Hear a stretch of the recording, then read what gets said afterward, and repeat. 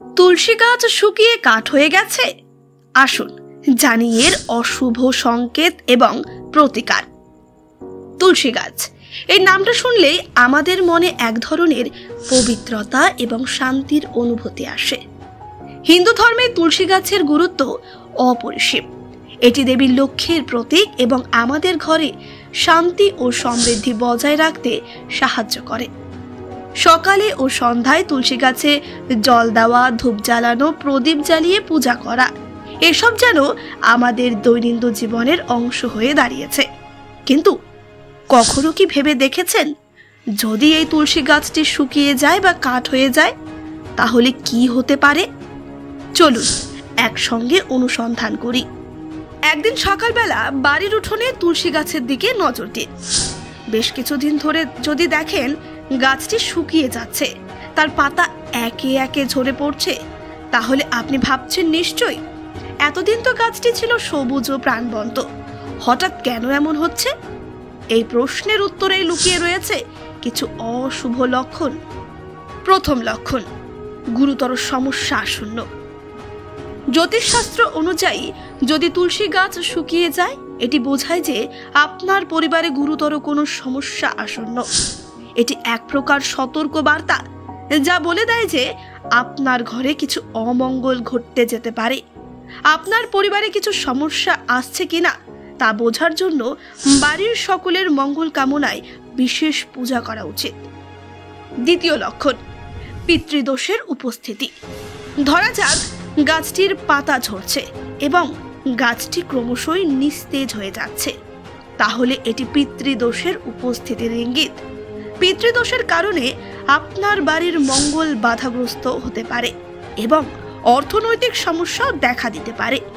এই অবস্থায় বিশেষজ্ঞের পরামর্শ গ্রহণ করে পিতৃদোষ নিরসনের জন্য পুজো ও অন্যান্য রীতি পালন করা জরুরি।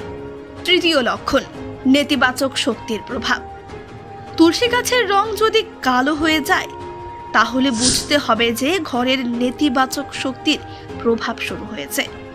নেতিবাচক শক্তির প্রভাবে আপনার জীবনে নানান ক্ষেত্রে ব্যর্থতা দেখা দিতে পারে। এছাড়াও যদি গাছের বৃদ্ধি থেমে যায় বা গাছটি বিকশিত না হয়, তাহলে সেটি ঘরের অশুভ শক্তির উপস্থিতির লক্ষণ হতে পারে।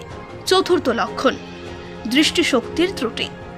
তুলসী গাছের পাতা কালো হয়ে যাওয়া বা গাছের বৃদ্ধি বন্ধ হয়ে যাওয়া দৃষ্টিশক্তির সমস্যার ইঙ্গিত হতে পারে।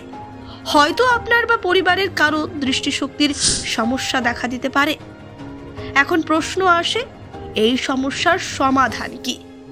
যদি তুলসী গাছের অশুভ লক্ষণগুলি দেখা যায়, তাহলে প্রথমে গাছটির যত্ন নেওয়া শুরু করতে হবে। প্রতিদিন সকালে তুলসী গাছে জল দিন, তবে একাদশী ও রবিবারে জল দেবেন না। প্রতিদিন সকালে ও সন্ধ্যায় তুলসী পুজো করা অত্যন্ত গুরুত্বপূর্ণ। একটি প্রদীপ জ্বালান এবং গাছের চারপাশে 5 বার পরিক্রমা করুন। এতে ঘরে শুদ্ধতা বজায় থাকবে এবং দেবী লক্ষ্মীর কৃপা আপনার ঘরে বিরাজ করবে। শেষ কথা, তুলসী মঞ্জুরির গুরুত্ব। যদি তুলসী গাছে প্রচুর মঞ্জুরি ফোটে, সেটি অত্যন্ত শুভ লক্ষণ।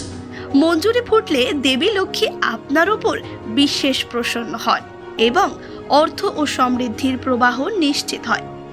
তুলসী গাছের পবিত্রতা এবং তার সাথে জড়িত বিশ্বাসগুলি আমাদের প্রাচীন সংস্কৃতির অবিচ্ছেদ্য অংশ। তাই তুলসী গাছের প্রতি যত্নবান হন এবং তার অশুভ লক্ষণগুলি বুঝে সঠিক পদক্ষেপ গ্রহণ করুন। তুলসী গাছের শুভ শক্তি আপনার জীবনকে আলোকিত করবে, যদি আপনি তার প্রতি সঠিক যত্ন ও ভক্তি প্রদর্শন করতে পারেন।